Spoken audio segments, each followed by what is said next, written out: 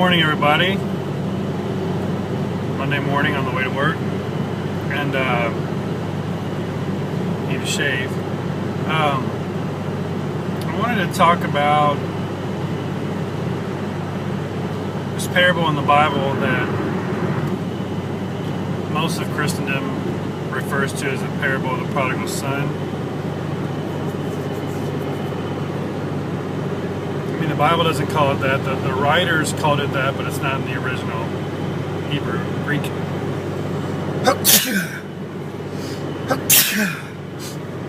Excuse me. There's three main characters in the parable. There's the father, two brothers, and me sneezing apparently. Most of everyone who reads that story, because of the title, I believe, puts an undue amount of focus on the wayward son. And essentially, two brothers conspire with one another. Hey, let's tell Dad we want him to die early so we can get some money. So they do that. And the father, surprisingly, says okay, gives them the money, and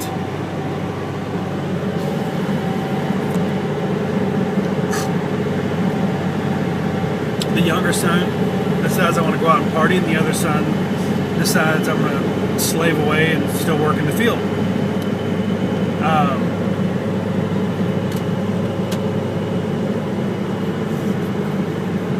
If you know anything about Middle Eastern culture, biblical culture, if the father would have died, the oldest son would have become the head of the family, become the head of the whole family. So essentially, the older brother just decided, well, I'm not going to act like the head of the family. I'm going to still work in the field and slave away. So the younger brother goes out, does his thing, evidently does a lot of people. No pun intended, sorry. Loses all of his money, essentially, and says to himself, if I can go back and hire myself out as a slave, I can eat better than where I'm eating now. So he devises the scheme to come to his father and say all these religious things. I've sinned against heaven and earth, blah, blah, blah, and then hire me. So essentially, he was coming back to his father to get his needs met because he was hungry. Not because he loved his father, not because he wanted a relationship with his father, not because he wanted to be near his father. So that's a pretty awesome motivation. The father decides, now let me preface this and say that I've only studied Middle Eastern culture at an overview, maybe less than 20 hours, probably maybe less than 30 hours of just studying what cultural things, what they did, the way things were done. So I'm not an expert by any means, but there are some things that I want to bring out that maybe not everybody realizes about the parable of this prodigal son. And my bitch is itching the crap out of my nose. Number one, the youngest son brought shame to the family by the way that he was living and what he did.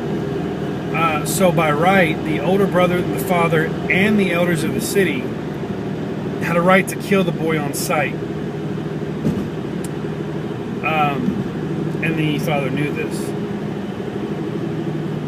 There's a lot of stuff in the New Testament and the Bible that if you don't know cultural significance and the way that they did things back then, it's not going to make sense to our Western mindset. Number one, if you're in the West, it's not going to make sense because a lot of things are, if I were to say to somebody, hey man, chill out, okay, in the West and most of the world, maybe, most of the world, they would know that means calm down. But there could be a place in the world where they think that means okay, I need to go, you know, put myself in a refrigerator, or because they don't, it's a cultural thing, you know, chill out, you know.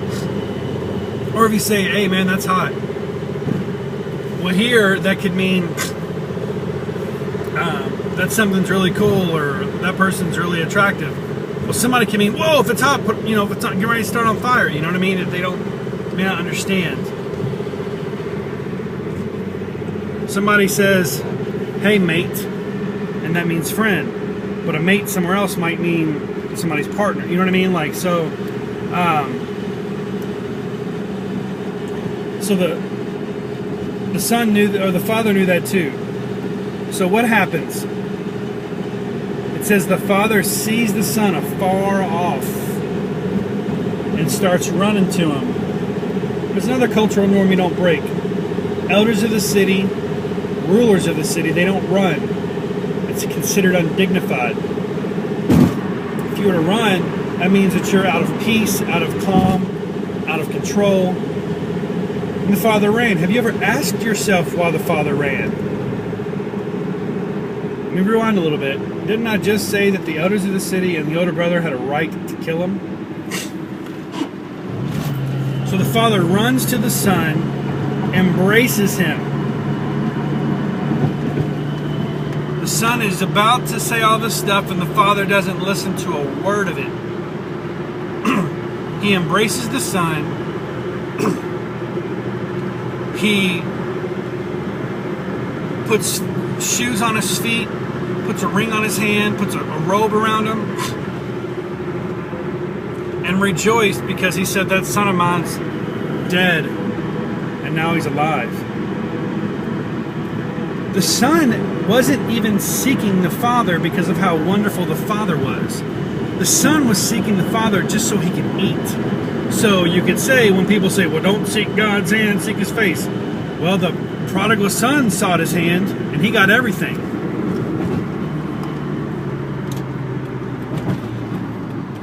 So if you'll notice, the father in this story broke a lot of cultural norms to restore his son, and to make sure his son knew he loved him, and to make sure no one else killed him when they had a right to do it.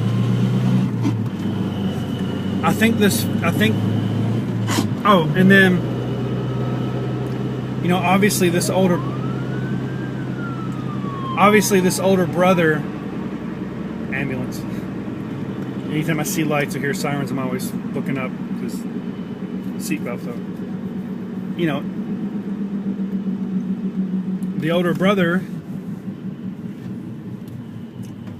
you know, at the end of the parable, he's outside with the father, and the parable doesn't end. He's still outside with the father. The father's still outside there with him. So the point of this little video is to let everyone know that I believe that as far as typographies or typologies are concerned, if that's the right word I'm looking for, you know, the ark was a type of salvation for mankind. Moses lifting up his rod was a type of Jesus. As far as types are concerned in the Bible, there's types all over the place. I believe the parable of the prodigal son, it should be called the parable of the radical loving father. If I was a writer of a Bible, that's what I would call it. Because almost no one really talks about how amazing the father is in this parable, and how just amazing his love is, and how forgiving and how merciful and how restoring. He even says to the older brother, he says, everything I have is yours. You can have whatever you want. In fact, everything he already had was his because he had already gave it to him. And the son just, I don't know what the deal was with that older son. I mean, I've read a lot of people speculate about it. I've read a lot of people talk about how that's you know, well, that's another video. But yeah, the love of the Father is extravagant.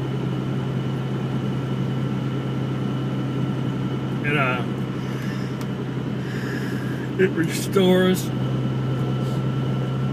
mean, think about that. I mean, how many of us right now?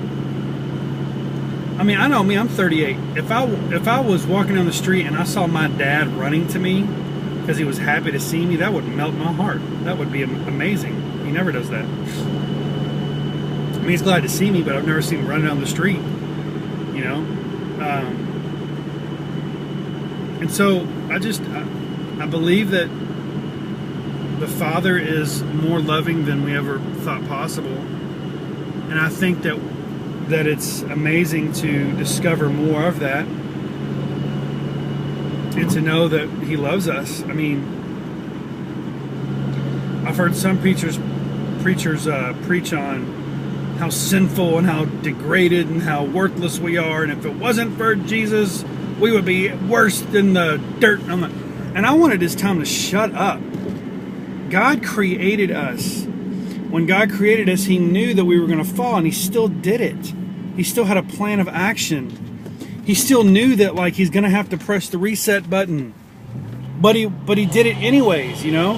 He created us to be able to think and to rationalize and to reason and to love and to express. And He did all these things. And the only reason why, and I'm going to get off here in a second, but the only reason why there's, you know, people say that kind of garbage is that they don't realize that Jesus redeemed mankind, and that means that He redeemed them from their old ways. Even if they're not actualizing that and realizing that, He still redeemed them. I mean, I've got 4 kids and 1 on the way. They don't always act right, but I would never say to them that they're horrible or bad and the only reason why I love them is because they're my son. No. Or my daughters. No, I love everything. You know, if they mess up, okay, that's when I come in and correct. You know, but I correct because I love, because I want them to, you know, experience and do things better, not because I'm pissed off at them. I mean, I do sometimes get a little upset, a lot of times, because of various things. But parable of the loving father, parable of the radically, insanely in love father. He loves us. Boom.